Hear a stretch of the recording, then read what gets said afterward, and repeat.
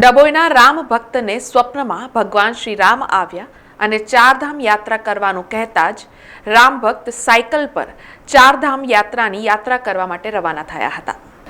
ભગવાન શ્રી રામ સપનામાં આવ્યા અને ચારધામની યાત્રા કરવાનું જણાવતા ડભોઈના રામ ભક્ત ચારધામની યાત્રાએ જવા માટે નીકળી પડ્યા હતા।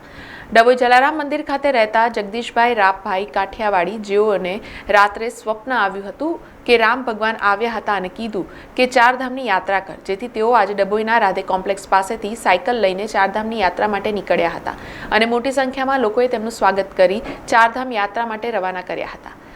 રામ ભક્ત જગસીભાઈ આગ્રા, મથુરા, પ્રયાગરાજ, કાશી, અયોધ્યા, હરિધામ, ઋષિકેશ, બદ્રીનાથ, કેદારનાથ, ગંગોત્રી સુધી સાયકલ લઈને ફરશે અને ચારધામ યાત્રાના દર્શન કરી ભગવાન માટે ભારતમાં સુખ, શાંતિ અને અમન રહે તેમજ આપનો દેશ પ્રગતિ કરે તેવી પ્રાર્થના પણ કરશે। સાથે સાથે દરેક નદીઓનું જળ એકત્રિત કરી પરત ડભોઈ આવશે। રામ ભક્ત જગસીભાઈના જણાવ્યા મુજબ ઘણા સમયથી ચારધામ યાત્રા કરવાનું વિચાર્યું હતું, પણ સપનામાં રામ ભગવાન આવીને કહી ગયા કે હવે તને સાયકલ લઈને ચારધામ યાત્રા કરશો, જે સપનાનું પાલન કરવા માટે નીકળ્યું છું। કારણ ભગવાનનું સપનું આવેલું એની ઉપર ભગવાને કહ્યું કે મને મારા શરણમાં એક વાર આ પેન્ડલ સાયકલ લઈને આ એ સપનું ઉપર મેં આ આયોજન કર્યું। દત્લાભાઈ રાયાભાઈ કાઠિયાવાડી જેમને રાત્રે સપનું આવેલું તો એમને ચાર ધામની યાત્રા સાયકલ ઉપર કરવાનું નક્કી કરેલું છે।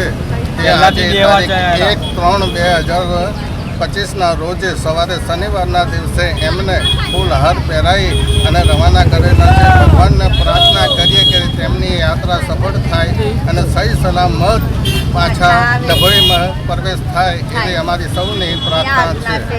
સમાચારોના સતત અપડેટ માટે TNN ન્યૂઝને YouTube પર સબસ્ક્રાઇબ કરી બેલ આઇકોન પ્રેસ કરો અને અમારી સાથે જોડાયેલા રહો Facebook, Instagram અને Twitter ઉપર।